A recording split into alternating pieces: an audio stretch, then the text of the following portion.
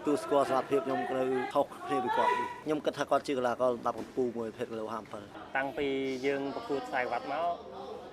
ជាមួយពេជ្របុសិតដូចរៀងស្ងាត់ការប្រកួតកម្មវិធីធំហ្នឹងបាទគឺយើងស្ងាត់ដែរស្ងាត់កម្មវិធីធំដែរអត់សូវមានគេចង់ខ្សែវ៉ាត់ឲ្យមានដែរមានពេលប្រកួតឡានម្ដងទៀតតែយើងរបូតឡានភាសាទៀតហ្នឹងដូចយើងស្ងាត់កម្មវិធីធំកាលហ្នឹងរបូតឡានជាមួយពីណាគេបើសង្ឃឹមបាទបើសង្ឃឹមយ៉ាងម៉េចដែលបង្កើតនឹងស្ដាយខ្លាំងព្រោះយើងឡើងដល់វគ្គផ្ដាច់ព្រាត់កាលហ្នឹងមិនដែរមកយល់ថាការប្រកួតមួយបើសង្ឃឹមពិបាកមួយគាត់ពិបាកទទួលស្គាល់សមត្ថភាពខ្ញុំនៅខុសគ្នាពីគាត់ពិបាកយើងពិបាកព្រោះឥឡូវគាត់ឡើងឆ្ងាយបើប្រៀបធៀបសមត្ថភាពរបស់គាត់ឥឡូវសម្រាប់បងគិតថាគាត់មកដល់ចំណុចនេះអាចចាត់ទុកថាជាកីឡាករលំដាប់កំពូលមួយក្នុងប្រភេទគីឡូ57ហ្នឹងខ្ញុំគិតថាគាត់ជាកីឡាករលំដាប់កំពូលមួយប្រភេទគីឡូ57បាក់រកដៃគូគាត់បាក់រកដៃគូប៉ុន្តែថ្មីនេះឃើញលីចម្រើនហ្នឹងគាត់ទើបតែលេចមុខមកវិញហើយបន្ទូចមែនតើចង់ជួបបើសង្ឃឹមមិនយ៉ាងគូនេះ50គូនេះ50បាទព្រោះថាពីមុនបងខំគាត់ធ្លាប់របូកខ្សែក្បាត់បោះលីចម្រើនភាសាដែរតែថាគូនេះ50សម្រាប់បងមើលឃើញលីចម្រើនបច្ចុប្បន្នមិនដែរបងគាត់នៅតែល្អហាងឆ្វេងគាត់ល្អឆ្វេងល្អតតប៉ុន្តែមករយៈមុនការដែលគាត់មកមុនបាក់ដៃហ្នឹងដូចបកគួនមិនសូវកើតប៉ុន្តែមករយៈចុងក្រោយនេះបាទគឺគាត់ឡើងខ្លាំងហើយគាត់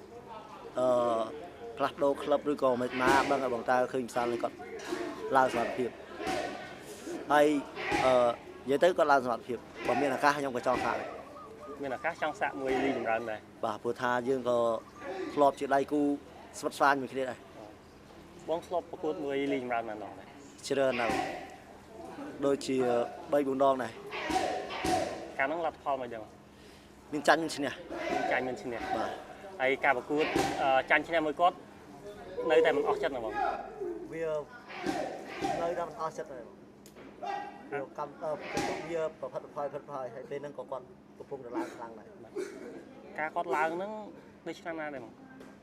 ដូចជាម្លងពេលកូវីដហើយ2010មកដល់2020 2021គាត់ឡើងខ្លាំងចុះការប្រកួតមួយគាត់ហ្នឹងមិនដែលបងសមត្ថភាពរបស់បងពេញដូចគ្នាឬមិនពេញដូចគ្នាប៉ុន្តែយើងមានប៉ះគាត់ពេលវគ្គសំខាន់ណាមួយរបូតអីទៅរបូតនៅស្ថានីយភាពតែម្ដងដែរដូចមើលកាលហ្នឹងតារាងខ្សែវ៉ាត់SI កាលហ្នឹងស្ដាយខ្លាំងហ្នឹងបាទព្រោះយើងធ្លាប់បើយើងមើលតាមសាច់គូគឺយើងសឹងថា 80% ដែលយើងឈ្នះគាត់ហើយយើងខូចដៃនៅក្នុងទឹកទី4អូកាលហ្នឹងដោយសារជើងគាត់ហ្នឹងបាទគាត់ជើងគាត់មិនដែរបងបើនិយាយពីទម្ងន់ជើងគាត់គឺធ្ងន់ដែរគាត់យោងអស់ហើយពេលហ្នឹងយើងល្មមវាយពេកយើងល្មមវាយយើងដឹងតែខ្លួនឯងឈ្នះហើយយើងល្មមវាយចូលទៅគាត់តតចុះមើលការតតរបស់គាត់ប្រៀបធៀបឥឡូវមិនដែរបងទម្ងន់ជើងប្លែកពីមុនឬក៏នៅតែដូចមុនឥឡូវខ្ញុំគិតថាគាត់អាចប្លែកជាងពីមុនអាចធ្ងន់ជាងពីមុនគាត់ថាបាទចុះក្រៅពីជើងមិនដែរបងមើលឃើញតែឥឡូវគាត់មានអីទៀតគាត់ពីមុនគាត់មានឆ្វេងមកចប់មកតែឥឡូវគាត់ទៅតែល្អឆ្វេងចប់ដែរមានតែផ្លែកែងផ្លែតែបន្ទាត់ថាអាវុធចាប់គាត់អីអត់ទៅមកអាវុធខ្លួនរបស់គាត់គឺឆ្វេងសម្រាប់បង